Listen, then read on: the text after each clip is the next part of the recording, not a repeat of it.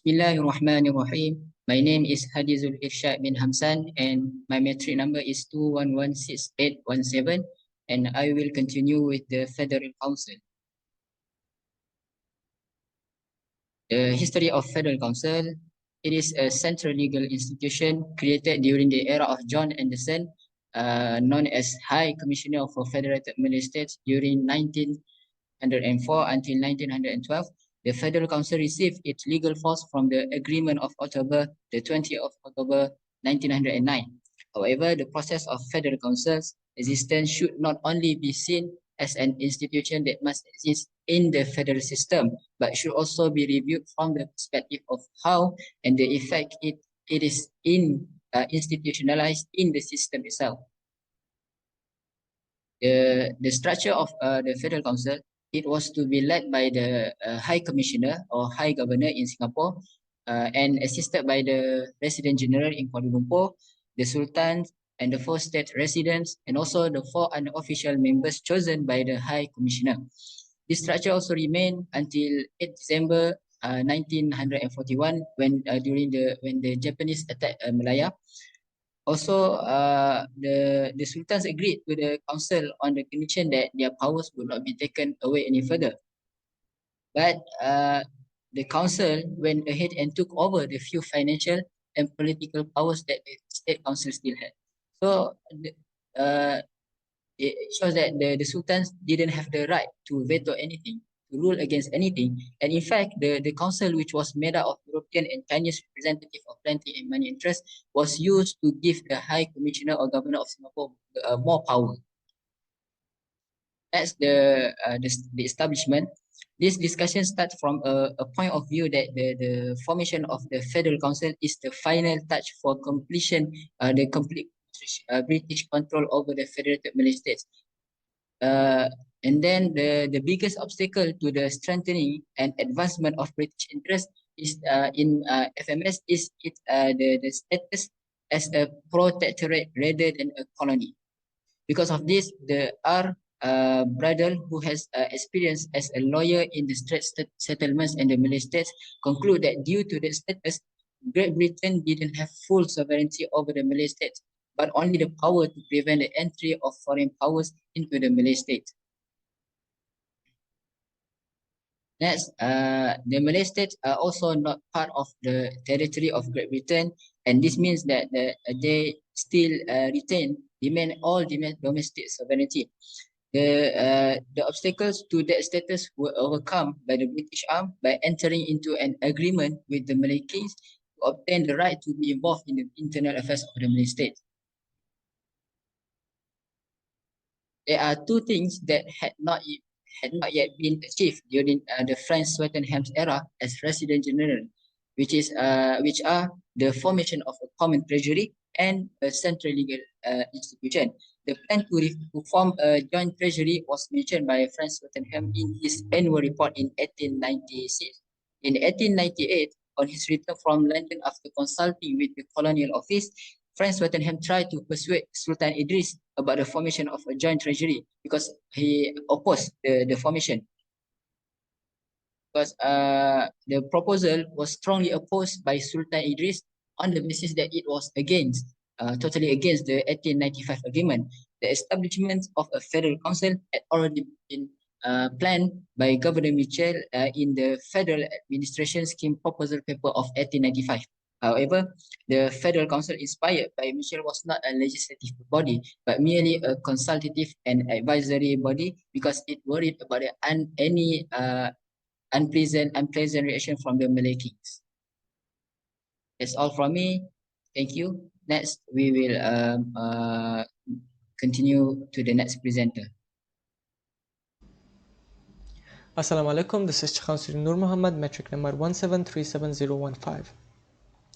So technically, when it comes to colonial government or governance, the Great Britain had its own ways of influencing the governance in Malaya. They would either directly influence it or indirectly influence it. The direct way was that they would directly go and influence a policy to be implemented. And indirectly, they had their own ways too, which one of the way was the residence system. So how the residence system was used to work was that they would appoint a resident in the colony, multiple resident actually, multiple residents throughout the colonies, and the duty of these residents were to go and influence or change the mind of the Sultan into implementing a policy that is more in line with the British values, or it would profit the Great Britain. So technically they used to push their own agenda. At the same time, they did establish the education and healthcare system in Malaya too. They did make a lot of schools and clinics throughout the Malaya, but it did come with a catch too. Usually, in most cases, the medium of learning in these schools were in English. So here it shows that even in the education system, they used to push their own values, which is the Western and the Britain values there too. When it comes to policies and acts, Great Britain did influence policies and acts too to be implemented. There are two, which is one is a policy and the other one is an act. They're actually, I would say, famous and infamous policies and acts, which is the first one is the land alienation. So technically how this policy worked was that they would take the land from the local people and give it to the European and Chinese immigrants. During that era, a lot of immigrants, they start to come to Malaya from Europe and from China. And that was also the time that Malaysia or Malaya back then became a huge exporter for rubber and tin. But this one also came with a huge catch, and that was that usually when they took the land from the native people, from the local people, they would not give any compensation in most of cases. And most of the times, the local people would be left without any land. And that's one of the biggest critics against this policy. The other one was the Sedition Act. As you can see from the name, it technically means the British implemented a strict law and regulation to maintain social order. How they would do it? They would fine or imprison whoever that wanted to stand against the British rules and laws, to the point that they did imprison a lot of nationalists, which one of them is Tunku Abdul Rahman, which later became the first Prime Minister of Malaysia. So usually they would be really resistant towards resistance from their colonies, and they would try to implement really strict rules and laws. This was all from me. Thank you so much. Assalamualaikum warahmatullahi wabarakatuh. My name is Muhammad Hilman bin Azzuhry. Lastly, I want to talk about decentralization of power. I will cover definition, factors, policies, phases, and failure of its execution. First, based on these three definitions, I can conclude that a decentralization means a procedure, a revolution of all policies by the British administration in Malaya in terms of administrative, legislative, and financial policy authority due to the complaints and denounce of among the Malay rulers in the Federated Malay States who felt that power and position is diminishing. Despite the Malay ruler has been less visible, there is another factor that contributes to the decentralization. First, the Malay community in non-federal states start to know the negative effect of Federated Malay State. And also the Malay community show an anti-British sentiments because most of them are educated from the Mecca and East countries. So they brought the spirit of nationalism among people to against the British. And Malay rulers also in non-federated Malay state were very powerful compared to Malay rulers in federated Malay state, especially in administration and financial affair, because there are 4 Malay rulers who share the power in a one union. In a way, British to maintain the position in Malaya, British start to decentralize the power. So the policy is restoring the power of Malay ruler. We can see since in 1903, Sultan Idris denounced a centralized administration at the Conference of Malaya because he know Malay ruler start to lose their power, position and authority. So British established a Malayan Bureau of Political Intelligence in 1921 for regulating all political activities in Malaya. This bureau was able to return power to the Malay state's position of the Malay ruler, returning the loyalty and allegiance people to Malay ruler so that people adhere to the British administration. And also British from British Malaya, we can call it Pan Malaya, represented by the Sir William George Maxwell.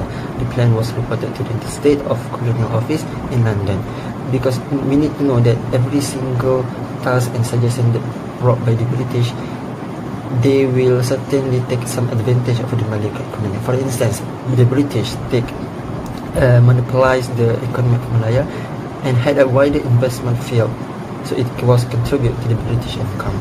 And the Pan Malay also blocked the Turkish influence among the Malay community because the British doesn't want the spirit of nationalism to be channeled to the people of Malaya.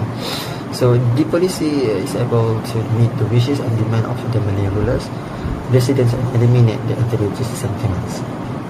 So the dissertation of power start with the George Maxwell. He is a resident general, had more experience in Malaya. He can speak Malay fluently.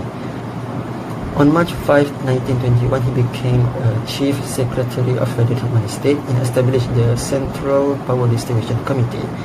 He aimed to distribute the state government for the position of residents, Malay rulers, and the State Assembly Council. Some suggest that the government must control fully in financial aspect. Some also increase the power of residents so that it will be equivalent with the residents general. Several departments, for instance, the Department of Medicine, Department of Forestry, Department of Police, also transfer to the authority of the state government. Meanwhile, these suggestions were not successful because they emphasize the genuine goal of decentralization. And the phase of decentralization continued by Sir Lawrence Hilman at the end of 1924 because British appointed him to continue the policy. This was triggered after Sultan Iskandar visited to London and expressed his dissatisfaction with the administration of decentralization led by the Maxwell. So Hilman dissolved the position of President General at Council members for the meeting to 13 official and 11 unofficial. Hilman also transferred all departments to the state administration, divided financial matters, established 3 committees. So his suggestion had fully support by the Malay rulers. We cannot deny that there are people who against them, and many obstacles prevent the decentralization to be executed.